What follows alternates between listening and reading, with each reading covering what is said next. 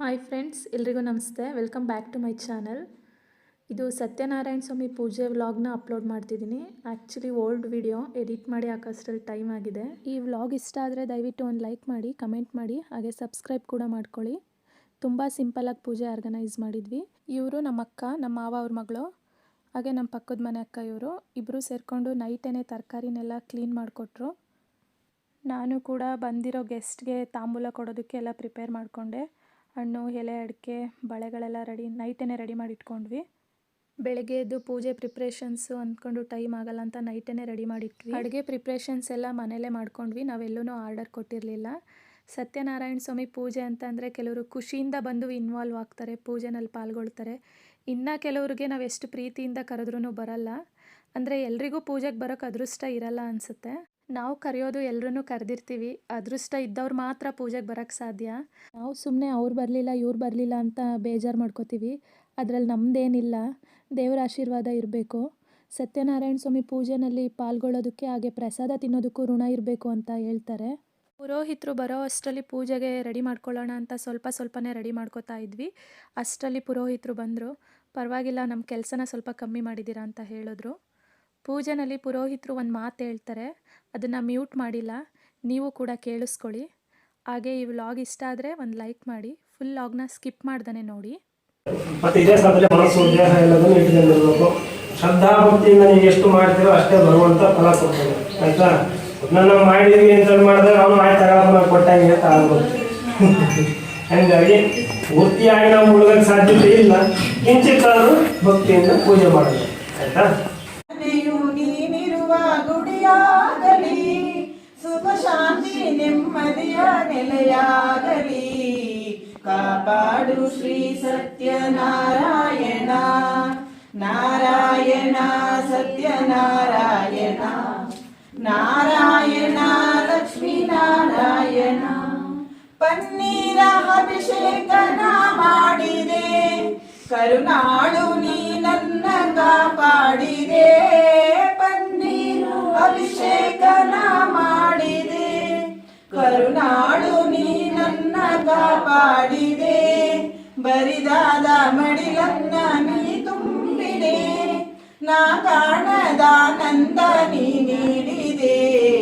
ಕಾಪಾಡು ಶ್ರೀ ಸತ್ಯನಾರಾಯಣ, ನಾರಾಯಣ ಸತ್ಯನಾರಾಯಣ, ನಾರಾಯಣ ಲಕ್ಷ್ಮೀ ನಾರಾಯಣ, ನಾರಾಯಣ ಲಕ್ಷ್ಮೀ ನಾರಾಯಣ, ನಾರಾಯಣ ಲಕ್ಷ್ಮೀ ನಾರಾಯಣ.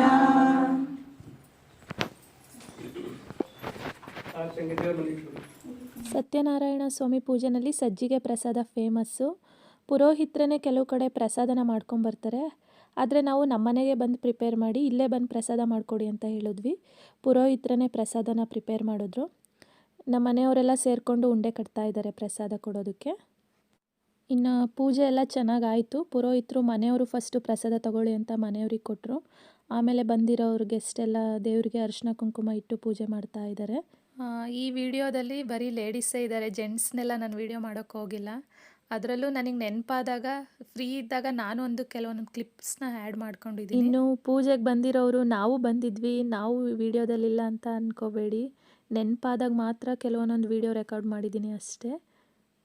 ಪ್ರತಿ ವರ್ಷವೂ ಕೂಡ ಸತ್ಯನಾರಾಯಣ ಸ್ವಾಮಿ ಪೂಜೆನ ಇಷ್ಟೇ ಸಿಂಪಲಾಗಿ ಮಾಡಿಸ್ತೀವಿ. ತುಂಬ ಜನ ನೆಂಟರಿಗೆ ಹೇಳ್ತೀವಿ, ಕೆಲವ್ರು ಬರೋರು ಬರ್ತಾರೆ ಇಷ್ಟಪಟ್ಟು ಖುಷಿಯಿಂದ, ಇನ್ನು ಕೆಲವರು ಬರಲ್ಲ. ನಾವು ಬರಲ್ಲ ಅನ್ನೋದಕ್ಕಿಂತ ದೇವ್ರ ದೃಷ್ಟಿ ಇದ್ದರೆ ಎಲ್ಲಿದ್ರೂ ಬರೋರು ಬರ್ತಾರೆ ಅಂತ ಅನ್ಕೋಬೋದು. ನೋಡಿ, ಇವರು ಮೇಡಮ್ಮು ಬಿಜಾಪುರದವರು, ಇವರು ಪೂಜೆಗೆ ಬಂದಿದ್ದಾರೆ. ಹಾಗೆ ದೇವರು ದೃಷ್ಟಿ ಇದ್ದರೆ ಎಷ್ಟು ದೂರ ಇದ್ರೂ ಕೂಡ ಬರ್ತಾರೆ. ಎಲ್ಲದಕ್ಕಿಂತ ಹೆಚ್ಚಾಗಿ ನಮ್ಮನ್ನು ಇಷ್ಟಪಡೋರು, ನಿಜವಾಗ್ಲೂ ಮನಸ್ಫೂರ್ತಿಯಾಗಿ ನಮಗೆ ಒಳ್ಳೇದು ಬಯಸೋರು, ನಮ್ಮ ಹಿತೈಷಿಗಳು ಖಂಡಿತ ಬಂದೇ ಬರ್ತಾರೆ.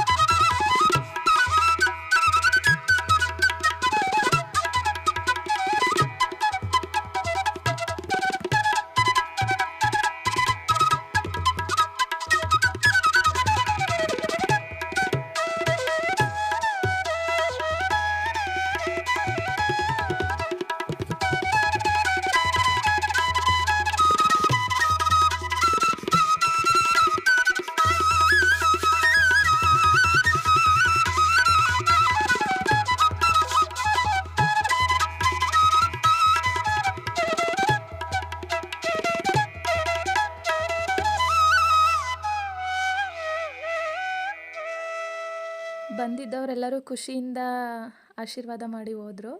ನಾವು ಕೂಡ ಅಷ್ಟೇ, ಪೂಜೆ ಆದಮೇಲೆ ಅಟ್ಟಿ ಲಾಸ್ಟ್ ಕೇಳ್ಕೊಳ್ಳೋದು, ನಮಗೆ ಮನಸ್ಫೂರ್ತಿಯಾಗಿ ಯಾರು ಒಳ್ಳೇದು ಬಯಸ್ತಾರೆ ಅವರಿಗೂ ಒಳ್ಳೇದು ಮಾಡಿ ಅಂತ ಕೇಳ್ಕೊತೀವಿ. ಇನ್ನು ಬಂದವರು ಕಾಟನ್ ಸ್ಯಾರಿ ಚೆನ್ನಾಗಿದೆ ಅಂತ ಹೇಳಿದ್ರು. ಇನ್ನು ಕೆಲವರು ಕಾಟನ್ ಸ್ಯಾರಿ ಅಜ್ಜಿರು ವೇರ್ ಮಾಡೋದು, ನೀನು ಯಾಕೆ ವೇರ್ ಮಾಡಿದ್ಯಾ, ಇನ್ನೂ ದಪ್ಪ ಕಾಣಿಸ್ತೀಯಾ ಕಾಟನ್ ಸ್ಯಾರಿನಲ್ಲಿ, ಚೆನ್ನಾಗಿ ಕಾಣಲ್ಲ ಅಂತ ಅಂದರು. ಅಂದರೆ ಪೂಜೆಗೆ ಕಾಟನ್ ಸ್ಯಾರಿ ಅಥವಾ ರೇಷ್ಮೆ ಸ್ಯಾರಿ ಶ್ರೇಷ್ಠ ಅಂತ ಹೇಳ್ತಾರೆ. ಅದಕ್ಕೆ ಅಮ್ಮ ನಾನು ಇಬ್ಬರು ಕೂಡ ಕಾಟನ್ ಸ್ಯಾರಿ ವೇರ್ ಮಾಡಿದ್ದೀವಿ. ಅಮ್ಮ ವೇರ್ ಮಾಡಿರೋದು ಖಾದಿ ಕಾಟನ್ನು, ನಂದು ಮಾಮೂಲಿ ಕಾಟನ್ ಸ್ಯಾರಿ. ಪೂಜೆ ಎಲ್ಲ ಚೆನ್ನಾಗಾಯಿತು. ನೈಟ್ ತನಕನೂ ಬರ್ತಾನೆ ಇದ್ದರು ಪೂಜೆಗೆ ಬರೋಕ್ಕಾಗದೇ ಇದ್ದವರು. ಅದನ್ನೆಲ್ಲ ನಾನೇನು ರೆಕಾರ್ಡ್ ಮಾಡೋಕ್ಕೆ ಹೋಗಿಲ್ಲ.